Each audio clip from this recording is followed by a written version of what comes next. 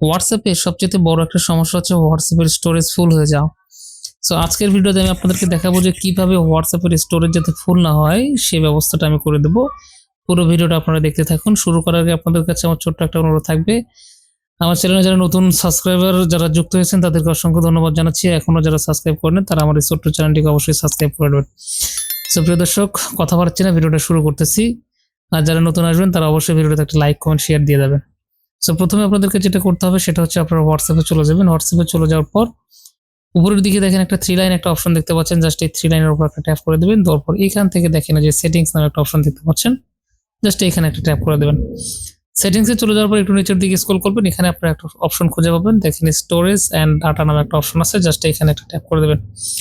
এখানে ট্যাপ করে দেওয়ার পর দেখেন উপরে দিকে দেখাচ্ছে 784 MB এখানে আমার দেখাচ্ছে ফুল আছে। জাস্ট আমি এই যে ম্যানেজ স্টোরেজ আছে এখানে একটা ক্লিক করে দেবো। দেওয়ার পর দেখেন এখানে টোটাল কত জিবি ফ্রি দেয় এবং কত জিবি আপনি এখানে ফুল করছেন সবকিছু কিন্তু এখানে দেখা যাবে। এরপরে যদি আমি একটু নিচের দিকে স্ক্রল করে দেখেন এখানে কাকে আমি কত জিবি পর্যন্ত এখানে জায়গা খেয়ে আছে এটা কিন্তু এখান থেকে দেখাচ্ছে। সো আপনি যদি চান আপনার স্টোরেজটা একদম আনলিমিটেড করে নেওয়ার জন্য সেক্ষেত্রে আপনি একটা কাজ করতে পারেন। সেটা হচ্ছে যে এই যে ম্যানেজ ডাউনলোডস নামে যে অপশনটুকু আছে জাস্ট এখানে ট্যাপ করে দেবেন। এখানে কিন্তু আপনি দেখতে পাবেন কতগুলো আপনি ডাউনলোড করে রাখছেন। সো এরপর উপরের দিকে একটা অপশন দেখতে পাচ্ছেন। জাস্ট এই অপশনটুকুতে আপনারা একটা ট্যাপ করে দেবেন। এই অপশন যখন ট্যাপ করে দেওয়ার পর আপনাদের সামনে এরকম একটা অপশন চলে আসবে। এখান থেকে আপনি আরো কিছু অপশন খুঁজে পাবেন। দেখেন আমি যদি উপরে এই অপশনটাতে ক্লিক করি এখানে দেখেন তিনটা অপশন দেখাচ্ছে। একটা হচ্ছে 24 ঘন্টা, একটা হচ্ছে 7 দিন, একটা হচ্ছে 90 দিন আর একটা হচ্ছে অফ। এখানে কিন্তু চারটা অপশন দেখাচ্ছে। অর্থাৎ আপনাকে যে এসএমএসটা কেউ করলো বা একটা ভিডিও পাঠালো বা একটা ফটো পাঠালো সেটা কিন্তু আপনি চাইলে এখান থেকে নির্ধারিত একটা সময় কিন্তু এখান থেকে ডিলিট করে দিতে পারেন।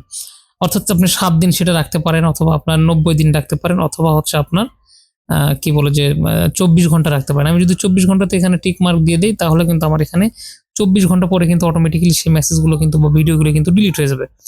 আমি যদি 90 দিনে টিক মার্ক দিয়ে রাখি তাহলে কিন্তু আমার এসএমএস বা ভিডিও যেটা বলে সেটা কিন্তু 90 দিনের ভিতরে কিন্তু অটোমেটিক্যালি কিন্তু ডিলিট হয়ে যাবে। সেক্ষেত্রে আপনার যেটা হবে স্টোরেজগুলো কিন্তু কখনো আর আপনার ফুল হবে না। অটোমেটিক্যালি কিন্তু 90 দিনের ভিতরে কিন্তু এটা কিন্তু ডিলিট হয়ে যাবে।